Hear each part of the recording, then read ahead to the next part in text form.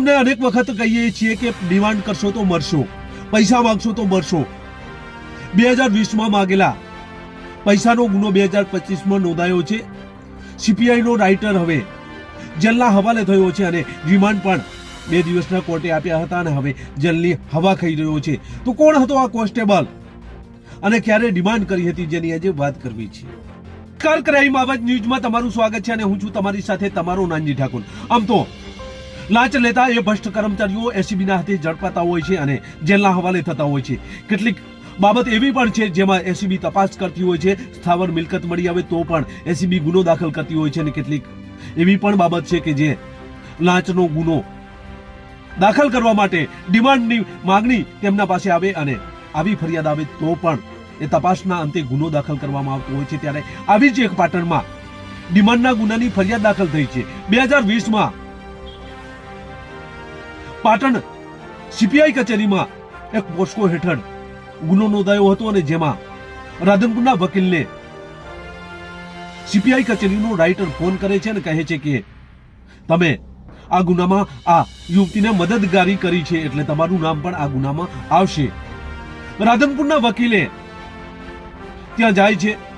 રાધનપુરના વકીલ બહુ હોશિયાર છે, બહુ ચાલાક છે એટલે ત્યાંના રાઇટરને મળે છે. રાઇટરનું નામ છે ઈશ્વરભાઈ નાગજીભાઈ દેસાઈ. તેમને મળે છે અને ત્યારબાદ આ ગુનામાં નામ ના આવે એ માટે શું કરવું પડશે એવી વાત કરતા આ ઈશ્વરભાઈ કહે છે કે તમારે 1 લાખ રૂપિયા આપવા પડશે, તમારે 1 લાખ રૂપિયા આપવા પડશે. આ વાતચીત થાય છે, બંને વચ્ચે પૈસાની લેવડ દેવડમાં થોડી રકઝક થાય છે ને અંતે 50,000 રૂપિયા નક્કી કરવામાં આવે છે. આ ડિમાન્ડનું રેકોર્ડિંગ લઈને અમદાવાદ એસીબી કચેરીએ પહોંચે છે. ત્યાં ફરિયાદ આપે છે અને ત્યાંથી એસીબીના 2 પીઆઈઓ પાટણમાં લાવે છે. જાન્યુઆરી મહિનો છે 2020નો, આ વર્ષ છે. સીપીઆઈ કચેરીનો રાઇટર પણ એ કચેરીમાં હાજર હોય છે પરંતુ તેને શંકા જાય છે એટલે પૈસા લેતો નથી અને આ છટકું નિષ્ફળ એસીબી દ્વારા કરવામાં આવે છે. અને ત્યારબાદ અમદાવાદ વોઇસ માટે આ ઈશ્વરભાઈ અને બંને આ વકીલને જવું પડે છે. ત્યાં વોઇસ આપે છે અને ત્યારબાદ 2020નો ગુનો 2025માં નોંધાયો છે. આ ગુનો નોંધાતા ઈશ્વર દેસાઈ સેશન કોર્ટમાં જામીન આગોતરા માંગે છે પરંતુ આગોતરા જામીન મળતા નથી. હાઈકોર્ટમાં પણ જાય છે પરંતુ હાઈકોર્ટમાં પણ તેમને જામીન મળતા નથી અને એસીબી દ્વારા તેમની ધરપકડ કરવામાં આવી છે.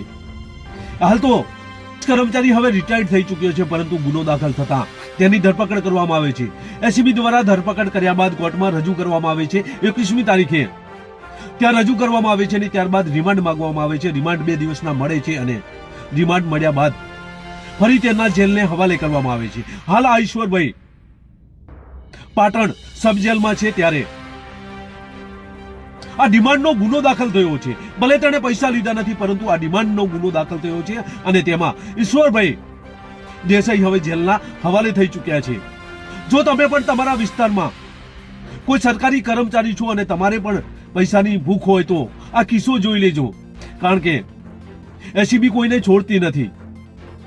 ભલે તમે પૈસા લેતા નથી પરંતુ જો તમે ડિમાન્ડ કરો છો અને કોઈ જાગૃત નાગરિક એ તમારું વોઇસ એસીબીમાં ફરિયાદ હંગાથે આપે છે અને તમારા બંનેનું વોઇસ અમદાવાદ કચેરી ખાતે લેબમાં લેવામાં આવે છે અને જ્યારે આ રિપોર્ટ આવે છે ત્યારે તમારા સામે પણ ગુનો દાખલ થઈ શકે છે, કારણ કે 2020નો ગુનો હવે 2025માં થયો છે.